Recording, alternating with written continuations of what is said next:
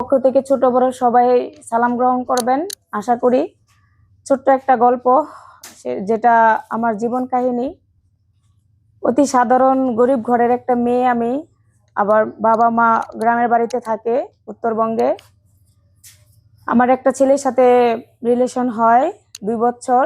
সে পছন্দ করে আমাকে বিয়ে করে, কিন্তু তার বাপ মা আমাকে পছন্দ করে নাই, এমনকি তার ভাই বোন কেউ না। কারণ আমার বাপ মা ছিল গরিব, আমি দেখতে একটু কালো, সেজন্য ওনাদের আশা ছিল অনেক বড় বড় করে ছেলেকে বিয়ে করাবে, অনেক যৌতুক পাবে, অনেক টাকা পাবে, জিনিসপত্র পাবে। সেই ক্ষেত্রে আমার বাবা কিছুই দিতে পারে নাই, শুধু আমাকে ছাড়া। আর আমার স্বামী আমাকে বলছে যে আমার জীবনে তোমাকে ছাড়া কিছুই চাই না। কিন্তু আসলে কি জানেন, মহব্বত আর পরিবার দুটা কিন্তু একসাথে কখনো হয় না, যেটা আমাকে দিয়ে আমি বুঝতেছি। কারো জীবনে হয় কিনা জানি না, কিন্তু আমার হয় নাই। প্রতিনিয়ত ননদ, ননদি, দেবর, শ্বশুর শাশুড়ির হাতে নির্যাতন হতে হয় দিনের পর দিন। খোটা সকাল থেকে রাত পর্যন্ত চাকরের মতো খেটে যাই। মানে আমি বাড়ির বউ না, একটা চাকরানি করলে চলে, মানে বিনা বেতনে চাকরানি যাকে বলে। আমার স্বামী মাসে 2বার আসে, ঢাকাতে চাকরি করে, আমাকে রেখে যায়। আর কি বলবো, সকাল থেকে রাত পর্যন্ত গাধার মতো খাটিনি, রান্না করা থেকে ধরা। মানে একটা চাকরানিও হয়তো এত কাজ করে না। সেটা কিসের অপরাধে জানেন? শুধু ওকে ভালোবাসার অপরাধে বিয়ে করা আর গরিব ঘরে জন্ম নেওয়া। আমাদের কিসমতে, আমাদের মতো মেয়েরা ভাবে কি জানেন, মেয়েদের জীবনে বিয়ে কয়টা হয়? একবারই তো।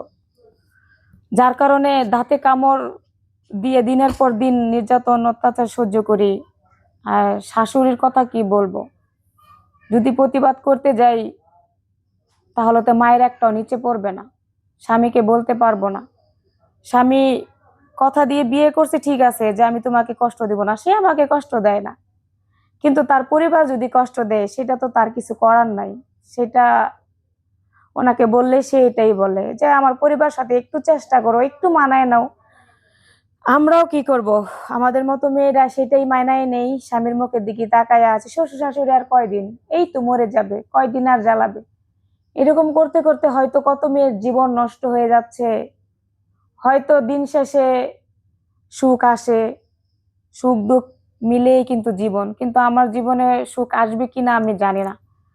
প্রতিনিয়ত নির্যাতন হয়েই যাচ্ছি। শুধু অপরাধ একটাই, আমার বাপ মা গরিব, দেখতে কালো। সবসময় খোটা শুনতে হয় যে আমার ভাই এর চাইতে ভালো করে বিয়ে করতে পারতো, ভালো মেয়ে পাইতো, সুন্দর মেয়ে পাইতো, টাকা পয়সা পাইতো।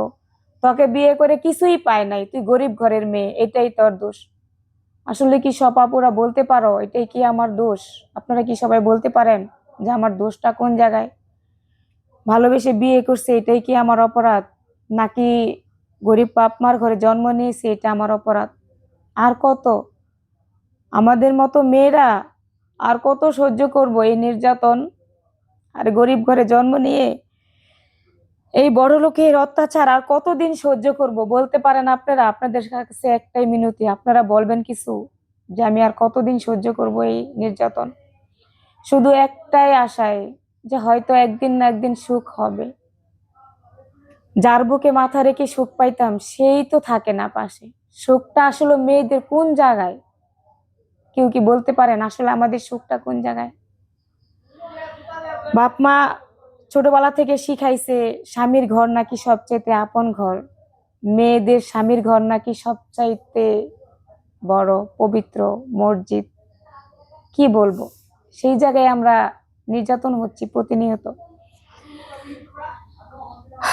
আজকে গরিব ঘরে জন্ম নিছি বলেই কিসমতে সুখ কি জিনিস দেখতে পারি নাই।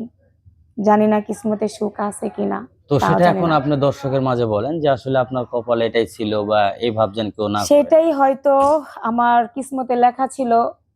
বিধাতার কাছে শুধু একটাই চাওয়া, আল্লাহ পাকের কাছে, যে আল্লাহ আমার ভাগ্যে কি তুমি এইটাই লেখছো, যে গরিব মার ঘরে জন্ম নেওয়া মেয়েটা প্রতিনিয়ত বড় লোকের ঘরে বিয়ে বসে। আমার মতো কেউ গরিব ঘরের মেয়েরা বড় লোকের ঘরে বিয়ে বসো না আপুরা। অন্তত মধ্যবিত্ত আমার মতো যারা আছো না, দুবেলা খাবা, ডাল ভাত খেয়ে স্বামী নিয়ে শান্তিতে ঘুমাবা। কেউ বড় লোকের ছেলের কাছে বিয়ে বসো না, তাহলে আমার মতো জীবন কজনের হবে জানি না। মানিয়ে নিতে সবাই পারে না আমার মতো। আমি তো পড়ে আছি এক কুঠে, এক জায়গায়, এক কোনায়। হয়তো আশার কিরণ কখনো আমার জীবনে আসবে, সে আশায় এখন আপনাদের কাছে একটাই চাওয়া, যে আমার জীবনে আসলে আশার কিরণ আসবে কি না জানি না, কিন্তু তবুও আপনাদের কাছে বলতে পেরে আমার খুব ভালো লাগলো। আশা করি আপনাদের যদি ভালো লাগে তাহলে আমাকে পরবর্তীতে লাইক, কমেন্ট, শেয়ার করবেন। আসসালামু আলাইকুম, সবার কাছ থেকে বিদায় নিচ্ছি। খোদা হাফেজ। তো দর্শক, আপুর জীবনের এমন কষ্টের কথা আপনারা সবাই হয়তো শুনতে পারছেন বা শুনছেন। তো যদি আপুর গল্পটি ভালো লাগে অবশ্যই আপুর মানে কমেন্ট বক্সে অবশ্যই কমেন্ট করবেন। আর আপুর নতুন নতুন গল্প নেওয়ার জন্য ধন্যবাদ সবাইকে।